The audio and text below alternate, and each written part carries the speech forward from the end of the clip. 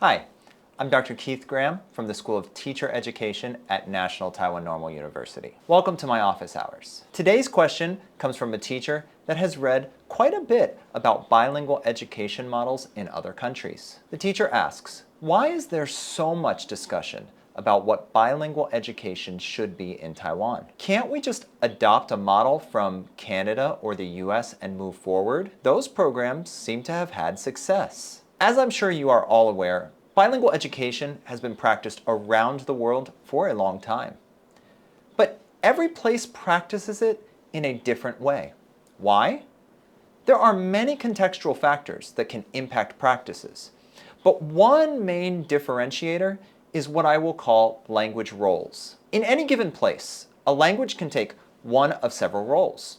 For simplicity, I will discuss 3 roles today. The language could be a societal language, a non-societal language, or it could be an international language. Bilingual education can be practiced with any combination of these 3 roles. Let's take Canada, for example. Canada has reportedly been very successful with their bilingual education programs, or what they typically refer to as their immersion programs. These programs develop bilinguals in 2 societal languages, English and French. A societal language is a language used throughout the society, generally in an official capacity. In Canada, it is possible for students to be exposed to English and French both inside the classroom and outside in society. Therefore, they will have exposure and need for both of these languages inside and outside the classroom. Other examples of bilingual education that use 2 societal languages include Wales and the Basque Country, an autonomous region of Spain. There are several other countries in Europe that also practice bilingual education in this way. Taiwan could adopt a similar model to this if bilingual education was with Mandarin and a local language.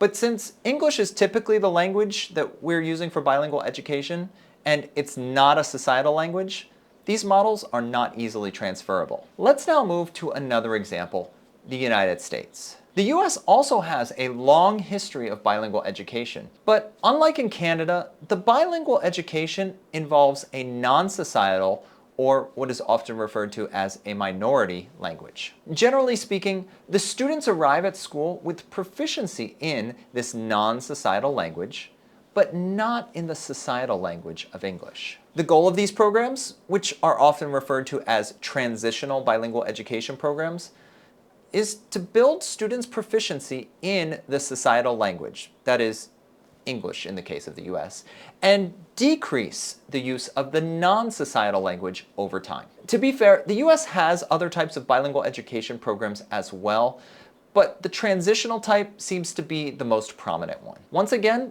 this type of program generally is not compatible with Taiwan, because students generally arrive at school proficient in the societal language of Mandarin. If a school has a population of immigrant students who do not speak Mandarin, then perhaps this type of model may be applicable in Taiwanese schools.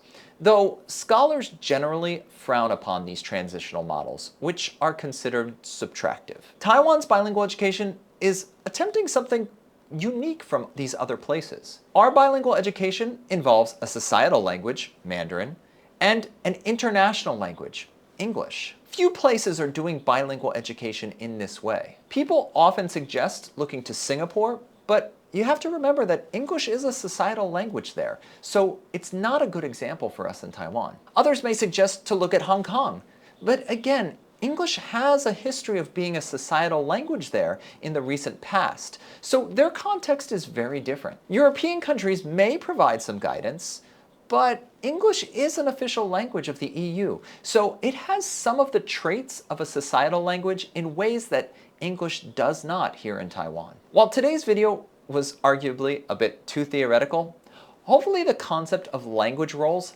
helps illustrate why Taiwan cannot just openly adopt strategies and techniques from other countries that have bilingual education. Certainly, we can learn things from these places, but we are going to have to filter those ideas and adapt them for our local purposes. Thank you for attending my office hours.